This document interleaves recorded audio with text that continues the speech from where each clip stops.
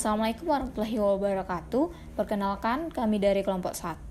Pada kesempatan kali ini, di video ini khususnya kami akan membahas tentang materi e-procurement, di mana materi ini membahas tentang bagaimana penerapan e-procurement di perusahaan baik pun di instansi pemerintahan juga.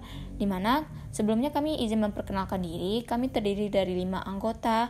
Satu anggotanya itu ada Putri Noviana, kemudian Lira Niljana, kemudian saya sendiri Putri Ramadhani sekaligus sebagai moderator, dan kemudian ada Fatma Azhara dan Alfia Faradina A.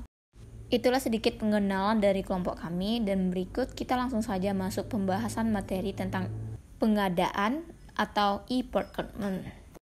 Saya Putri Noviana akan menjelaskan apakah itu e-procurement.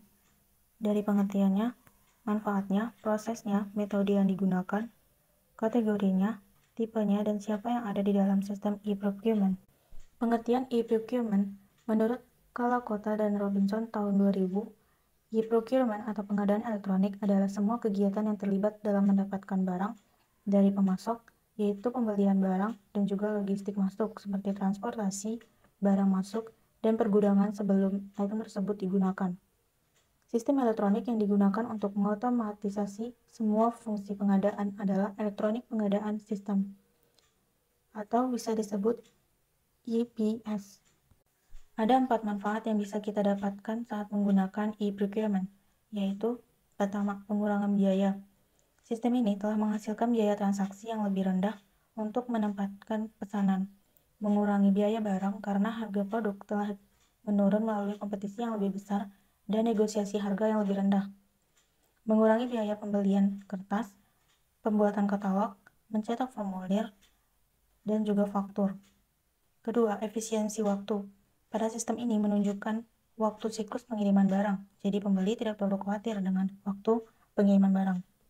Ketiga, kualitas yang tepat. Keempat, sumber yang tepat. Proses dari pengadaan itu sendiri adalah pembeli mengirimkan surat permintaan informasi produk ke pemasok. Lalu pemasok mulai memilih produk dengan melakukan pencarian dan kemudian mengisi formulir permintaan produk. Setelah formulir permintaan produk disetujui oleh manajer, maka formulir tersebut dikirim ke pembeli. Pembeli kemudian mengisi formulir pemesanan yang dikirimkan ke pemasok. Setelah menerima formulir pemesanan, maka pemasok akan mengirimkan barang sesuai dengan pesanan. Setelah barang dikirim, barang dan nota pengiriman yang dikirim pemasok dicocokkan kembali dengan formulir pemesanan dan faktur pembelian. Setelah selesai dan cocok, maka terjadilah pembayaran.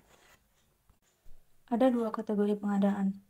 Yang pertama, pengadaan pembuatan produk, yaitu pengadaan untuk produksi produk.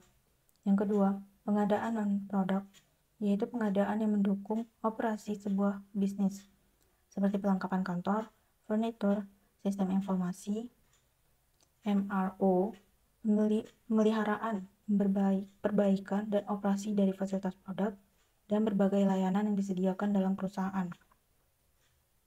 Ada 2 metode pengadaan. 1.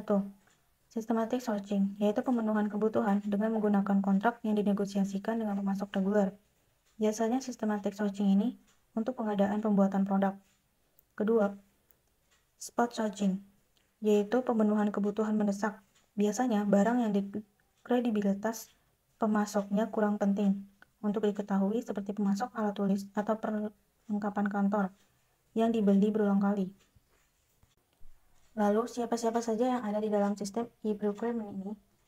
Diggins dan Mitra tahun 2007 mengidentifikasi ada 8 jenis perantara yang perlu ditinjau untuk memenuhi opsi perubahan pengadaan dan pengembangan strategi e-procurement. Pertama, produsen tradisional, yaitu bisnis yang memproduksi barang fisik yang umumnya dijual ke pelanggan corporate lain. Yang kedua, produsen penjualan langsung, yaitu bisnis menjual langsung kepada konsumen melalui web atau saluran telepon. Yang ketiga, mitra pengadaan, yaitu perantara untuk menjual produk dan jasa untuk bisnis lain, contohnya agen perjalanan. Yang keempat, online hub, yaitu industri portal vertikal seperti elimika.com.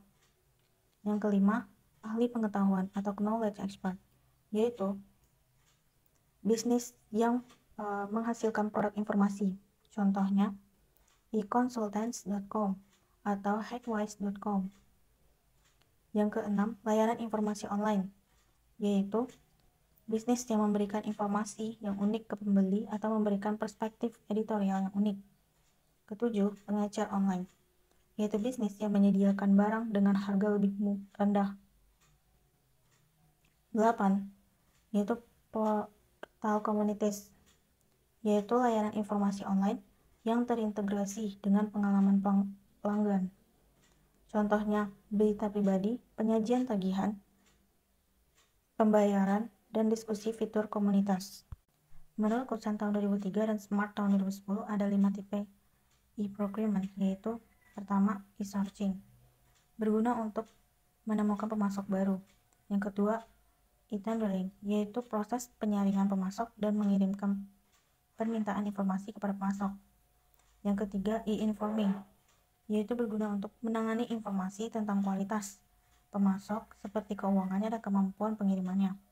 Yang keempat, e-reserve auction, yaitu berguna untuk membeli barang atau jasa yang memiliki harga rendah. Yang kelima, EMRO dan website ERP, yaitu untuk mengelola proses pembuatan dan persetujuan pembelian, pemesanan, dan penerimaan barang atau jasa yang dipesan. Materi selanjutnya yaitu mengenai penggerak e-procurement. Ada 5 pendorong utama atau kriteria pemilihan pemasok untuk adopsi e-procurement terkait dengan peningkatan. Yang pertama, kontrol. Untuk meningkatkan kepatuhan, mencapai sentralisasi, meningkatkan standar, mengoptimalkan strategi sumber, dan meningkatkan audit data. Yang kedua, biaya. Peningkatan daya ungkit pembelian melalui peningkatan persaingan pemasok, pemantauan target penghematan, dan pengurangan biaya transaksi. Yang ketiga, proses. Rasionalisasi dan standarisasi proses e-procurement memberikan pengurangan waktu siklus, peningkatan visibilitas proses untuk manajemen dan penyelesaian faktur yang efisien. Yang keempat, performa individu. Berbagi pengetahuan, produktivitas nilai tambah, dan peningkatan produktivitas. Yang kelima, manajemen pemasok. Pengurangan jumlah pemasok, manajemen pemasok, dan pemilihan serta integrasi. Pada gambar di bawah ini dijelaskan kerangka kerja yang berguna untuk mengevaluasi manfaat e-procurement dan ESCM. Ini juga dapat digunakan untuk meninjau strategi karena itu menyoroti manfaat potensial dalam hal efisiensi dan efektivitas proses dan manfaat strategis bagi perusahaan. Beberapa dimensi utama nilai yang disoroti oleh pendekatan ini meliputi perencanaan, perkembangan, input, produksi, dan output. Memperkirakan biaya e-procurement. Pendekatan umum untuk memperkirakan biaya pengadaan sangatlah mudah. Pertama, kita hitung biaya rata-rata biaya pengadaan per item, lalu kita kalikan dengan rata-rata jumlah permintaan. Untuk menghitung penghematan biaya dari e-procurement, kami menggunakan penghitungan sebagai berikut. Tabungan sama dengan jumlah permintaan dikali biaya asli dikurang biaya baru. Contoh manfaat e-procurement. Banyak alasan mengapa banyak perusahaan sekarang memperkenalkan e-procurement. Penggerak utamanya adalah pengurangan biaya. Dalam hal ini, dari rata-rata 60 pon per pesanan menjadi 10 pon per pesanan. Dalam banyak kasus, biaya pemesanan melebihi nilai produk yang dibeli. Dampak penghematan biaya pada profitabilitas. Penghematan terbesar dan dampak pada profitabilitas biasanya akan terjadi pada perusahaan manufaktur di mana pengadaan merupakan elemen biaya utama dan ada banyak permintaan untuk item bernilai relatif rendah. Industri jasa memiliki potensi penghematan yang lebih rendah. Konsekuensinya adalah akan ada variasi yang luas dalam potensi penghematan menurut industri. Materi berikutnya adalah pembahasan tentang hambatan dan risiko adopsi e-procurement. Berdasarkan CIPS 2008, mengidentifikasi isu-isu mengenai untuk pemasok. Pertama, itu adalah permasalahan tentang persaingan, misalnya dalam pertukaran menggunakan pembelian kolaboratif. Dan kedua, kemungkinan persepsi negatif dari pemasok, misalnya margin mereka berkurang lebih jauh dari equation. Ketiga, isu mengenai manfaat pengadaan yang dinegosiasikan dapat dibagi dengan pengguna bursa lain yang mungkin merupakan pesaing. Dan kelima, itu adalah isu tentang profil budaya dalam organisasi, misalnya resistensi terhadap perubahan.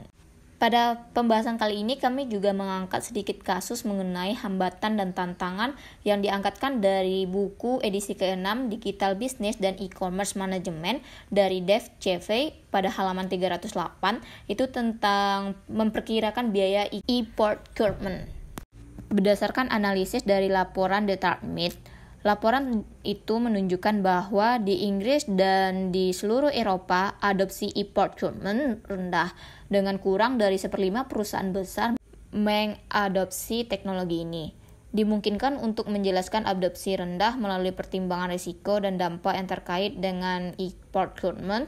Sebuah survei PricewaterhouseCoopers dari 400 senior yang pemimpin bisnis Eropa menunjukkan bahwa masalah adalah keamanan dan kurangnya kepercayaan dalam mitra dagang adalah faktor yang paling signifikan menahan e-procurement. Dalam hal ini tentu menimbulkan kekhawatiran keamanan, baik didirikan dengan hampir 2/3 perusahaan hanya mengandalkan sandi perlindungan ketika berhadapan dengan pemasok, dan sertifikat pihak ketiga terpercaya diperlukan untuk tingkat kepercayaan ini lebih meningkat saat menggunakan e-procurement.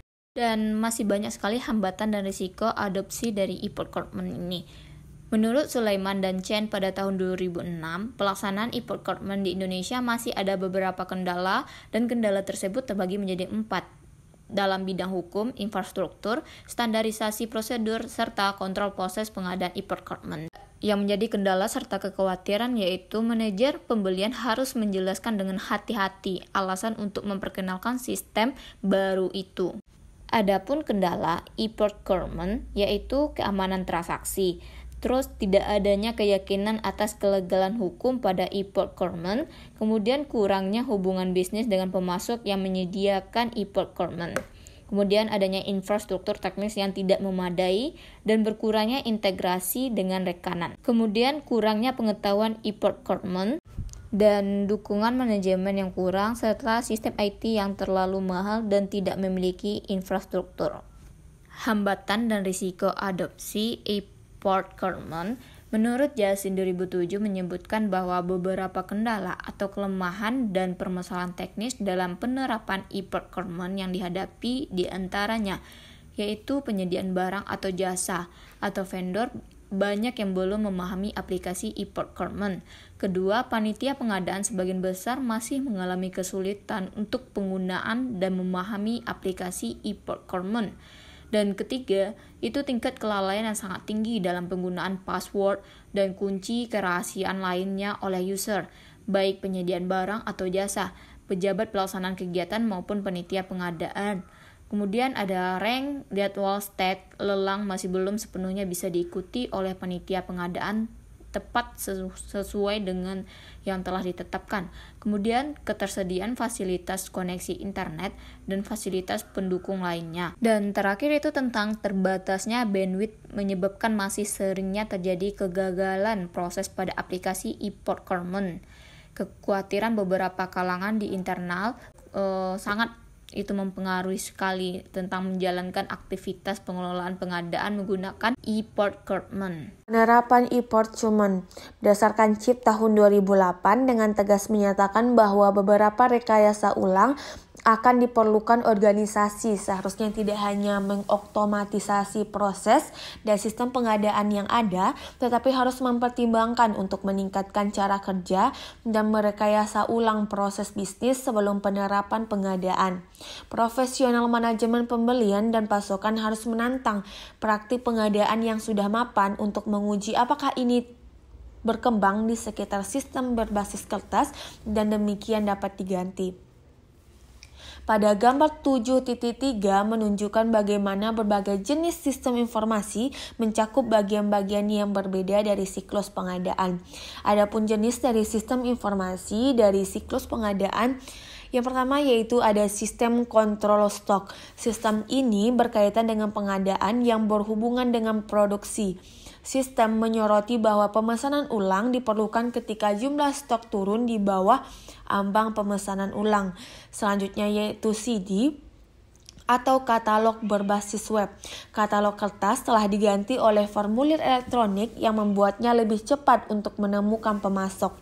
Selanjutnya yaitu sistem alur kerja berbasis email atau database. Database mengintegrasikan masuknya pesanan oleh pembuat, persetujuan oleh manajer, dan penempatan oleh pembeli. Pesanan dialihkan dari satu orang ke orang lainnya dan akan menunggu di kontak masuk mereka untuk bertindak. Sistem tersebut dapat diperluas ke sistem akuntansi. Selanjutnya yaitu order entry di website. Pembeli sering memiliki kesempatan untuk memesan langsung di situs web pemasok. Tetapi ini akan melibatkan rekening dan tidak dapat integrasi dengan sistem permintaan atau akuntansi. Selanjutnya yaitu sistem akuntansi. Sistem akuntansi jaringan memungkinkan staf di departemen pembelian untuk masuk pesanan yang kemudian dapat digunakan oleh staf akuntansi untuk melakukan pembayaran ketika faktur tiba. Selanjutnya yaitu sistem pengadaan atau ERP terintegrasi. Ini bertujuan untuk mengintegrasikan semua fasilitas di atas dan juga mencakup integrasi dengan sistem pemasok. Pada gambar 7.4, 3 alternatif model pengadaan untuk pembelian. Yang pertama yaitu sisi jual one to money, yang kedua yaitu sisi beli money to one, yang ketiga yaitu berbasis pasar money to money. Adapun keuntungan dan kerugian dari setiap model pengadaan untuk pembelian dapat dilihat pada tabel 7.6. Yang pertama yaitu model pengadaan sisi jual. Keuntungan bagi pembeli yang pertama yaitu mencari tanggung jawab memelihara data tentang pemasok. Kemudian kerugian bagi pembeli yang pertama yaitu antarmuka yang berbeda di setiap situs, pilihan terbatas, integrasi yang buruk dengan ERP atau sistem pengadaan, kemudian kontrol pembelian terbatas. Selanjutnya yaitu sisi beli. Keuntungan bagi pembeli yang pertama itu kesederhanaan, yang kedua itu pilihan yang lebih luas dari sisi jual, kemudian integrasi dengan ERP atau sistem pengadaan, kontrol pembelian yang baik. Kerugian bagi pembeli yang pertama yaitu tanggung jawab menjaga data pada pembeli, biaya lisensi perangkat lunak, kemudian pelatihan ulang. Selanjutnya yaitu pasar independen. Keuntungan bagi pembeli yang pertama itu kesederhanaan, yang kedua yaitu pilihan pemasok, produk, dan harga yang potensial terluas, kemudian syarat dan ketentuan dan formulir pemesanan yang sering disatukan. Adapun kerugian bagi pembeli, yang pertama yaitu sulit untuk mengetahui pasar mana yang harus dipilih, apakah horizontal ataupun vertikal. Kemudian kontrol pembelian yang buruk, kemudian ketidakpastian tingkat layanan dari pemasok yang tidak dikenal, kemudian berintegrasi dengan format data pasar dan integrasi yang relatif buruk dengan ERP. Pada gambar 7.5 menunjukkan pilihan bagi pembeli yang ingin mengintegrasi sistem internal seperti sistem ERP dengan sistem eksternal. Pada gambar dapat dilihat bahwa sistem e-procurement dapat mengakses katalog dengan dua cara. Yang pertama yaitu dengan menyimpan katalog elektronik dari pemasok yang berbeda di dalam perusahaan dan firewall. Pendekatan tradisional ini memiliki keuntungan bahwa data disimpan di dalam perusahaan sehingga dapat dengan mudah diakses. Namun, tautan elektronik di luar firewall akan diperlukan untuk memperbaharui katalog. Ini terkadang dicapai melalui pengiriman CD dengan katalog yang diperbaharui. Selanjutnya yaitu menggunakan katalog Pouch out di mana akses melalui firewall digunakan untuk mengakses katalog baik di situs pemasok ataupun di situs perantara, idealnya dengan format standar. Selanjutnya, pembahasan tentang masa depan e-procurement. Di masa depan, beberapa menyarankan bahwa tugas mencari pemasok dan produk dapat diambil alih oleh network agent yang telah menetapkan aturan atau tingkat kecerdasan yang meniru kecerdasan manusia. Di internet, agent sudah dapat digunakan untuk riset pemasaran dengan melakukan pencarian menggunakan banyak mesin pencari, dan di masa depan mereka juga dapat digunakan untuk mencari produk atau bahkan membeli produk. Agen bekerja menggunakan aturan yang telah ditentukan atau mungkin mempelajari aturan menggunakan teknik jaringan saraf. Aturan tersebut akan mengatur apakah pembelian harus dilakukan atau tidak. Selanjutnya, pembahasan tentang pasar bisnis to bisnis. Yang dimaksud dengan pasar bisnis to bisnis merupakan penjualan produk atau jasa yang diberikan oleh satu bisnis dan diperuntukkan untuk bisnis lainnya, bukan kepada konsumen. Nah, studi kasus bisnis to bisnis ini adalah Alibaba.com. Nah, Alibaba Group adalah salah satu perusahaan e-commerce bisnis to bisnis terkemuka. Didirikan pada tahun 1999 oleh 18 orang yang dipimpin oleh Jack Ma, mantan guru bahasa Inggris dari Cina, yang bercita-cita untuk membantu membuat internet dapat diakses, dapat dipercaya, dan bermanfaat bagi semua orang. Grup Alibaba dimiliki secara pribadi, termasuk entitas afiliasinya, memperkerjakan sekitar 24.000 orang di seluruh dunia dan memiliki lebih dari 70 kantor di Tiongkok Raya, India, Inggris, dan Amerika Serikat. Alibaba.com adalah pasar yang menghubungkan pembeli dan pemasok kecil dan menengah dari Cina dan seluruh dunia. Kehadiran webnya mencakup pasar internasional, yaitu www.alibaba.com, yang berfokus pada importir dan eksportir global. Mr. Ma meminjam sekitar $2.000 untuk mendirikan perusahaan pertamanya, dan pada saat itu dia tidak tahu apa-apa tentang komputer pribadi atau email dan belum pernah menyentuh keyboard sebelumnya. Nah, awalnya bisnis ini tidak berjalan dengan baik karena merupakan bagian dari China Telecom, dan Jack Ma mencerminkan bahwa yang semua kami sarankan mereka menolak kami.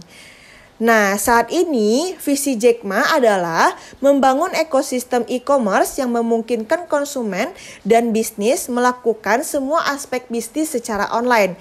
Mereka bermitra dengan Yahoo dan telah meluncurkan bisnis lelang dan pembayaran online. Visinya luas, katanya saya ingin menciptakan satu pekerjaan, mengubah lingkungan sosial dan ekonomi, dan menjadikan pasar internet terbesar di dunia. Nah, mengapa begitu banyak pasar bisnis to bisnis gagal?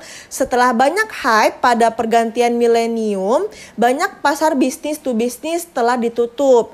Contohnya pertukaran bisnis to bisnis independen yang disebut dalam edisi sebelumnya adalah Chemdeck, yang berweb www.chemdeck.com, dengan alasannya kurangnya pasar e-commerce yang matang.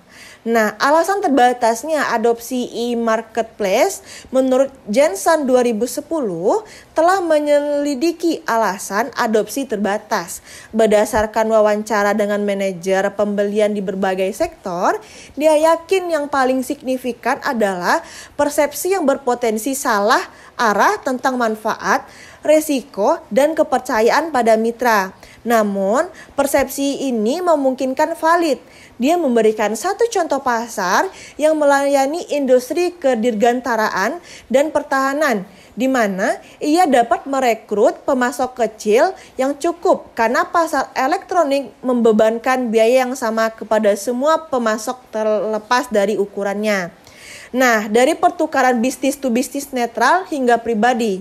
Jadi, pengaturan perdagangan online baru belum berkembang sebagai tempat pasar yang terbuka dan netral, seperti yang diperkirakan oleh banyak analisis. Hal ini tampaknya disebabkan oleh rumitnya keputusan dan negosiasi pembelian bisnis dan sifat ketidakstabilan mereka di pasar. Jadi, dari materi e-procurement dapat disimpulkan bahwa e-procurement merupakan suatu proses pengadaan barang atau jasa yang pelaksananya dilakukan secara elektronik berbasis internet dengan memanfaatkan fasilitas teknologi informasi dan komunikasi. E-procurement pada pemerintah menggunakan aplikasi sistem pengadaan secara elektronik atau SPSE yang dikembangkan oleh Lembaga Kebijakan Pengadaan Barang atau Jasa Pemerintahan atau LKPP. Proses pengadaan dan pelelangan barang atau jasa secara elektronik akan meningkatkan transparansi sehingga persaingan sehat antar penyedia barang atau jasa akan mudah terrealisasi. Mungkin sekian penjelasan dari kelompok 1 mengenai materi e-procurement. Semoga informasi yang telah kami sampaikan bermanfaat bagi teman-teman yang udah membaca materi dari video ini ataupun mendengarkannya. Terima kasih. Assalamualaikum warahmatullahi wabarakatuh.